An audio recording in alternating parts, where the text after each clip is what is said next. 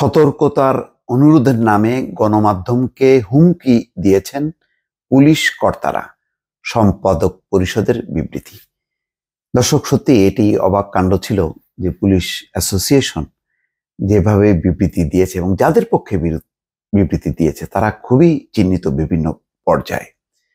তারা তাদের অসততা, এমনকি আসাদুজ্জামান মিয়ার কথাও যদি বলা হয়, তিনি নির্বাচনের সময় গাড়ি নিয়ে প্রচার অভিযান চালিয়েছেন একজন প্রার্থীর পক্ষে, সেটি গণমাধ্যমে এসছে। তারপরেও গণমাধ্যমগুলো তদন্ত করেছে, তথ্য সামনে এনেছে।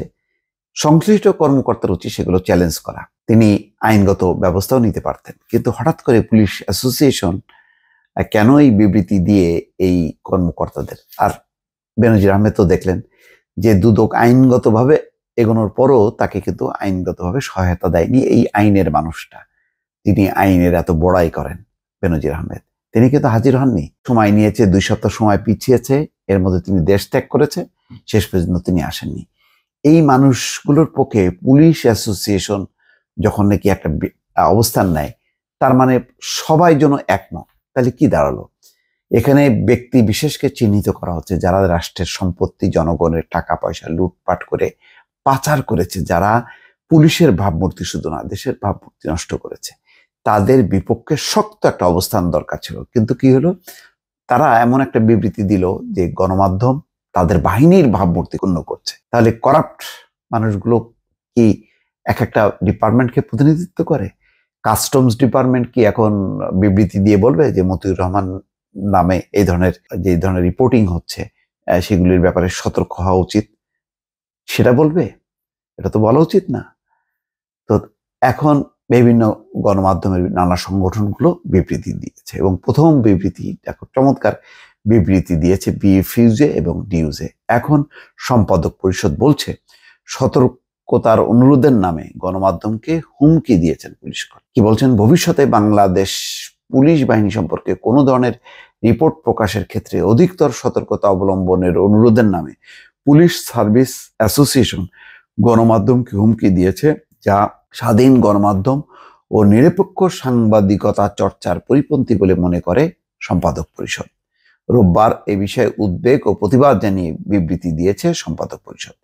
সংগঠনের সভাপতি মাহফুজ আনাম ও সাধারণ সম্পাদক দেওয়ান হানিফ মাহমুদের স্বাক্ষর করা এক বিবৃতিতে বলা হয়, প্রতিবাদের মাধ্যমে দেওয়া পুলিশ সার্ভিস অ্যাসোসিয়েশনের বক্তব্য স্বাধীন গণমাধ্যম ও নিরপেক্ষ সাংবাদিকতা চর্চার প্রতি অশোভন, অযৌক্তিক ও দায়িত্বজ্ঞানহীন আচরণের বহিঃপ্রকাশ বলে মনে করেন তারা।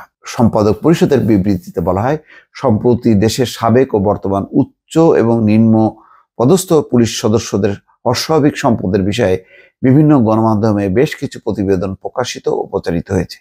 এ বিষয়ে উদ্বেগ জানিয়ে দেশের সকল গণমাধ্যমের সম্পাদক বরাবর চিঠি দিয়েছে পুলিশ সার্ভিস অ্যাসোসিয়েশন, যা পরবর্তীতে বিভিন্ন গণমাধ্যমে খবর আকারে প্রকাশিত হয়েছে। অ্যাসোসিয়েশনের পক্ষ থেকে পাঠানো প্রতিবাদ লিপির শেষাংশে অনুরোধ জানানো হয়েছে জননিরাপত্তা ও জনশৃঙ্খলা রক্ষার ক্ষেত্রে এই ধরনের বিভ্রান্তিকর রিপোর্ট প্রকাশ করা থেকে বিরত থাকতে।